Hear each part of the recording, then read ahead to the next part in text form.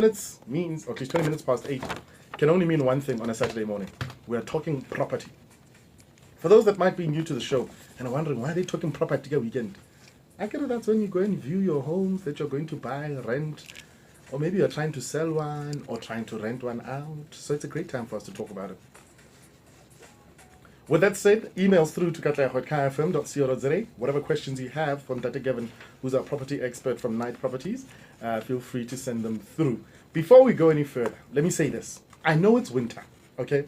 I know we want and all of that.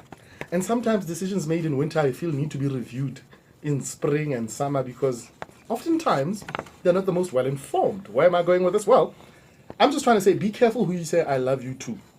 Because based on this email that we got in Dr. Gavin, sometimes you say I love you to the wrong person. It says, morning, bro. My question is a very simple one. One party sells a property without the other party's consent. Even though the property was bought as a joint bond, can one party sell the property if the other knows nothing about it? With that said, good morning, Dr. Gavin. Good morning, Katla. Nice question, nice introduction. I'm just saying. You are the master. I'm still trying to figure out where are you going now. Do I have to pray for the people? Oh, now I remember it's a property feature. So talk to us. Can you do that? No. You bought the property together. The offer to purchase was signed by two people. Now you are selling. The title deed's got two names. Yeah. Yes. So, you know what? I know people sometimes take chances. Guys, don't do that. It's a criminal offense if you sell a property without another person's consent. Is it even a real sale, though? Because wouldn't you need both parties to be signatories? For it to be real sale, you need two consents, two parties signing. Yeah. So if it's one, clearly it's something else. It's no longer real. It's a criminal Because those offense. documents are, yeah. Yes. There You you see go. what? People do it. Maybe they've got conveyancers who are friends, but guys, you'll be locked up. Don't do that. Together with the conveyancer. Together with the conveyance. Yeah. Yes. But today we're talking installment of sale. Are we wrapping up this series? Are we continuing with it? Where are we? In terms of installment of sale? In fact, I was going to ask you, my dear partner, by the way, thank you again for giving me the opportunity to go bury my friend last week. No, not a problem. So yes, we'll discuss.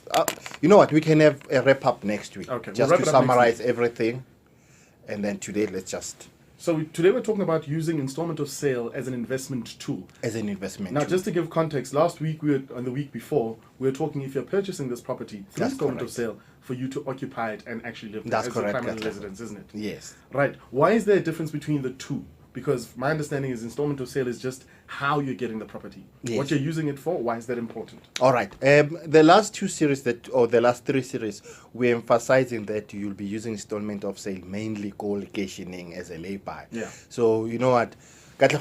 Some people think installment of sale is only meant for the townships. Yeah.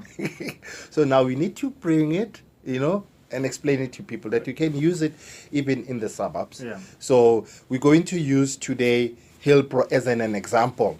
Otherwise, any other CBD, especially for a property investor. Okay. So Yes. the first thing you're saying in terms of tips is to identify the market. Yes. Know your market. Okay. Let's say I was living or staying in Hillbro. Yeah. I will identify the patterns, the sales, and the rentals. Okay. Yes. And then with that data, with that information, then I'll go forward. Together with the material like Mamela Mokaya, go into Katleho's Facebook to listen. What did they say again? What did they say? You see. And then with that, I know that, okay, do I have to put down a deposit? If so, do I have it? If I don't have it, Katleho is my partner. Then we form a small partnership. Katleho, I'll identify the properties. We're now Kokaya. Whatever you're earning, my friend, bring it. We'll Yeah. form deposit. And we split the proceeds. the money made from that. That's correct. And then now, because of we started, depending where we are in our life, if we are starting, chances are we'll want sellers that won't really require deposit from us. Okay? And then with that, then it will mean, normally, you know what, it's good to give rental to a managing agent. They know what they're doing. You are a property investor. That means you're an entrepreneur. Yeah. You're not there to be renting properties out. But because of you don't have the funds, then it means you should be learning these things.